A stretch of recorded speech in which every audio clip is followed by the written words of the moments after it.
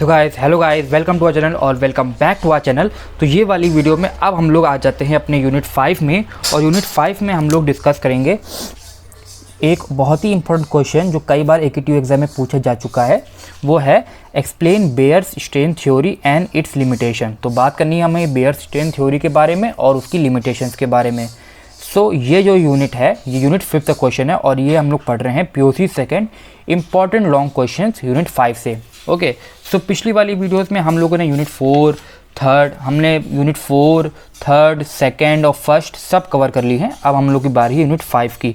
तो यूनिट 4 और मतलब कि हम लोगों ने पिछली वाली वीडियोस में बात करी थी किसकी, ये वाले क्वेश्चंस की, right down the synthesis and reaction of diphenyl methane and triphenyl methane. तो डाइफिनाइल मीथेन कुछ ऐसा दिखता है ना, ट्राइफिनाइल मीथेन कुछ ऐसा दिखता है। तो अगर आपको ये वाले क्वेश्चन की वीडियो या इस वाले क्वेश्चन की वीडियो देखनी है तो आपको वो लिंक दोस्तों यहाँ पे आई कार्ड में आ रही होगी, आप वहाँ से आराम से देख सकते हैं, ठीक है। और भी अगर आपको पिछली वीडियोस देखनी है, एंथ्रासीन, नैप्थलीन, वो सारी वीडियोस आपको हम लोगों ने अवेलेबल करा रखी है, आप हमारे प्लेलिस्ट में चेक कर सकते हैं। ओके, तो अब हम लोग बात करते हैं बहुत इंपॉर्टेंट क्वेश्चन की कि explain Baeyer strain theory and its limitation. ठीक है, तो पढ़ते हैं क्या है। तो बेयर स्ट्रेन थ्योरी एक बेयर साइंटिस्ट है, उन्होंने प्रपोज करी थी। ठीक है, तो पढ़ते हैं क्या है। Baeyer suggested that in open chain saturated hydrocarbon paraffin all 4 carbons are sp3 hybridized and they all form a tetrahedral angle of 0.9.28 degree. So दोस्तों यहाँ पे क्या है कि अगर आप कोई भी सैचुरेटेड हाइड्रोकार्बन ले, है ना, तो कोई भी आप दोस्तों सैचुरेटेड हाइड्रोकार्बन ले, फॉर एग्जांपल देखो दोस्तों, देखते हैं कैसे लगता है। तो गाइस, समझाने के लिए मैंने ये स्ट्रक्चर बनाया है। तो आप देख सकते हैं कि ये वेज डाई स्ट्रक्चर है। तो ये जो कार्बन है ये हाइड्रोजन है, ये भी हाइड्रोजन है, ये भी हाइड्रोजन है और ये Br है। सो आप बोल सकते हैं कि ये कुछ इस तरह से, अगर आप सिंपल अगर लें तो ये कुछ इस तरह से स्ट्रक्चर है। ठीक है, सो ये स्ट्रक्चर को मैंने वेज डैश में बनाया है। तो देखिए दोस्तों क्या है कि यहाँ पे ये जो स्ट्रक्चर है, वेज वाला स्ट्रक्चर है, वो अंदर जा रहा होता है प्लेन के इनसाइड, और ये जो वो वेज जो हैश है, मतलब कि जो ये जो स्ट्रक्चर होता है ये बाहर आ रहा होता है प्लेन के, और ये जो है ये दोनों ऑन द प्लेन होते हैं। ठीक है, तो ऑन द प्लेन होने की वजह से जो हम लोग जब मेजर करते हैं तो इन दोनों का डिग्री का एंगल, तो ये 109.28 डिग्री हम लोग पाते हैं कि ये इतना इसका एंगल है। ठीक है, तो अब इसको पॉइंट नहीं कहते, इसे कहते हैं मिनट। ठीक है, ओके, सो आप ये कंफ्यूजन मत करिएगा कि यहाँ पे ओके वो इतना इंपॉर्टेंट नहीं है। बात है कि यहाँ पे जो एंगल होता है वो 109 डिग्री 28 मिनट्स होता है। ठीक है, सो ये जो स्ट्रक्चर ये जो एंगल होता है, इसी को दोस्तों हम लोग कहते हैं टेट्राहेड्रल एंगल। ठीक है, तो इसी कहते हैं दोस्तों टेट्राहेड्रल एंगल। तो दोस्तों अगर अब हम लोग इस टेट्राहेड्रल एंगल को अगर एक साइकिल में कन्वर्ट करें तो क्या होता है, वो बेयर स्ट्रेन थ्योरी बताती है। तो पढ़ते हैं क्या है। तो Bayer suggested that in open chain saturated hydrocarbon paraffin all the 4 carbons are sp3 hybridized, okay, and they all form a tetrahedral bond angle of 0.9 degree 28 minutes. When open chain paraffin are converted into cyclic, then deviation or distortion. तो देखिए दोस्तों, आपको ध्यान रखना है कुछ words जो बहुत ही इंपॉर्टेंट है, वो है डेविएशन और डिस्टॉर्शन। ये दोस्तों वर्ड्स आपको बहुत ध्यान देना है कि एक डेविएशन और डिस्टॉर्शन होता है take place in the normal tetrahedral bond. तो इस जो नॉर्मल टेट्राहेड्रल बॉन्ड है, ये 0.9 डिग्री 28 मिनट्स, इसमें डेविएशन होता है जब हम लोग इसको साइकिल में कन्वर्ट करते हैं, इसलिए लिखा है कन्वर्टेड इनटू साइक्लिक। अगर इसको साइकिल में कन्वर्ट करें तो यहाँ पे डेविएशन होता है। ठीक है, take place in the normal tetrahedral bond which is 0.9 degree 28 minutes. Due to this deviation the molecule comes under strain, और इसी डेविएशन के कारण मॉलिक्यूल्स जो है दोस्तों वो स्ट्रेन के अंदर आ जाता है।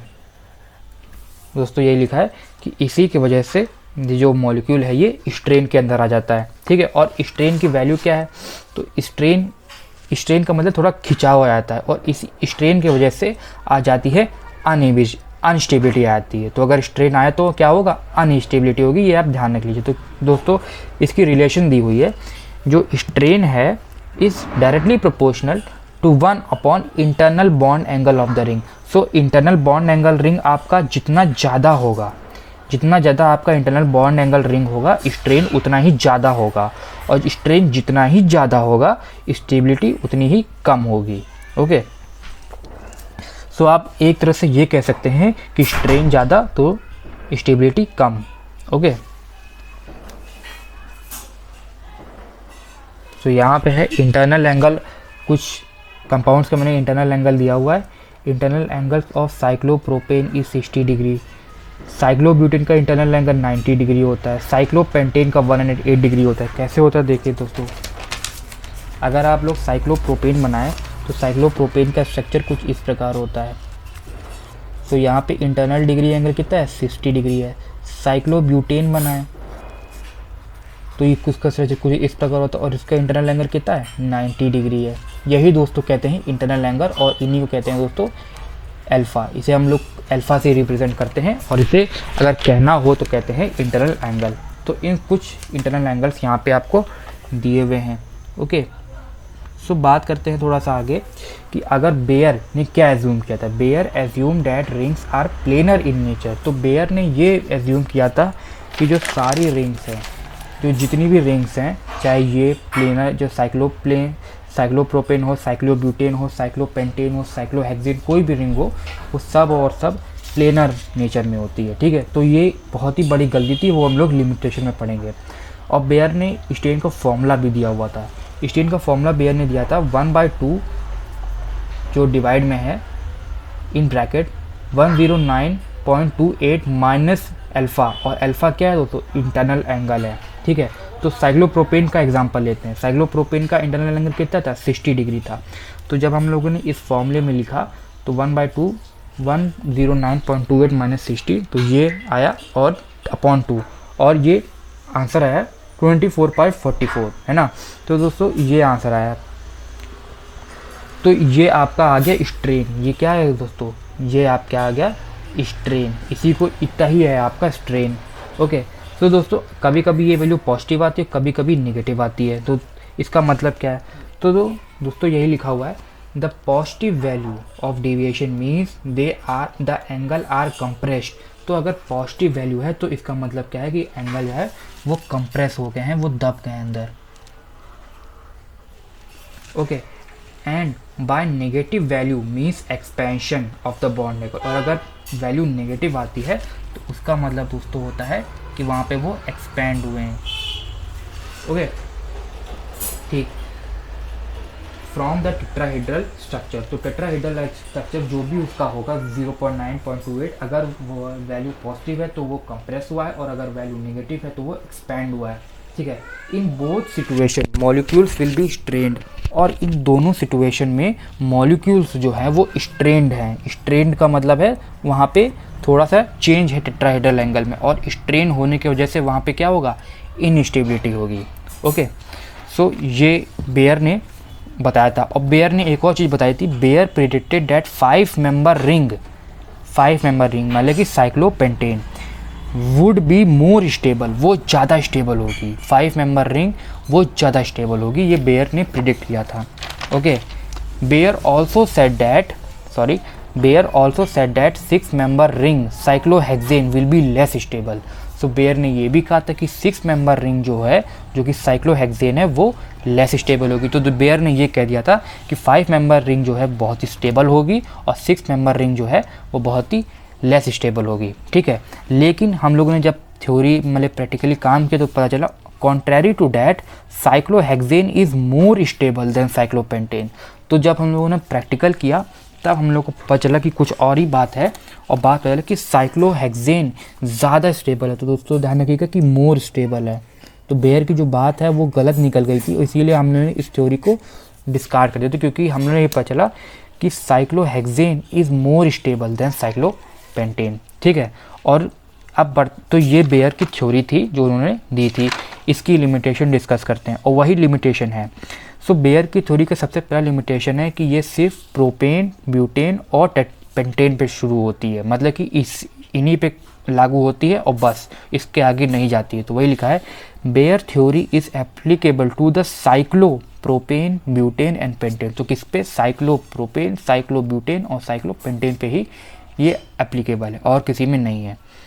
बेयर ने एक और चीज़ कहा था, Baeyer assume that all cycloalkane are planar in planar, कि बेयर ने कहा था कि सारे साइक्लोएल्केन प्लेनर है, ठीक है, but in reality only cyclopropane is planar.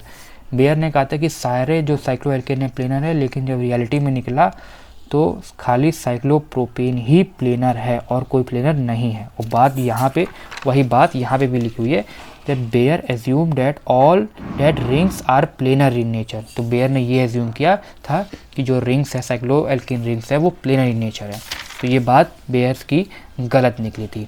Okay, third है इसका limitation, according to this theory cyclopentane should be more stable.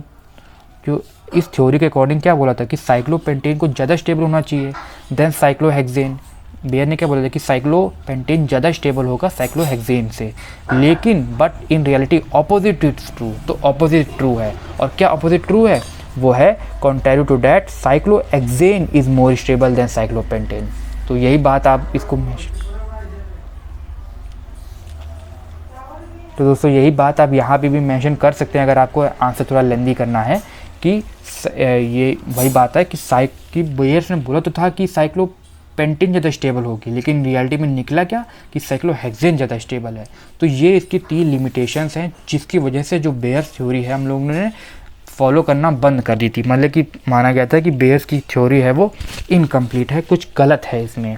Okay दोस्तों, यही है Baeyer's theory, Baeyer's chain theory की क्या थी और उसके लिमिटेशंस। ओके तो ये थी हमारा डिटेल डिस्क्रिप्शन। नेक्स्ट वाली वीडियो में हम लोग कवर करेंगे नेक्स्ट क्वेश्चन, वो है एक्सप्लेन या write down the theory of strainless ring, Sachse Mohr theory जिसे कहते हैं। तो या तो कुछ लोग कहते हैं इसे स्टेनलेस रिंग कहते हैं, या कुछ लोग कहते हैं सैश मोहर थ्योरी। तो हम लोग नेक्स्ट वीडियो में ये डिस्कस करेंगे। Okay guys, and stay tuned.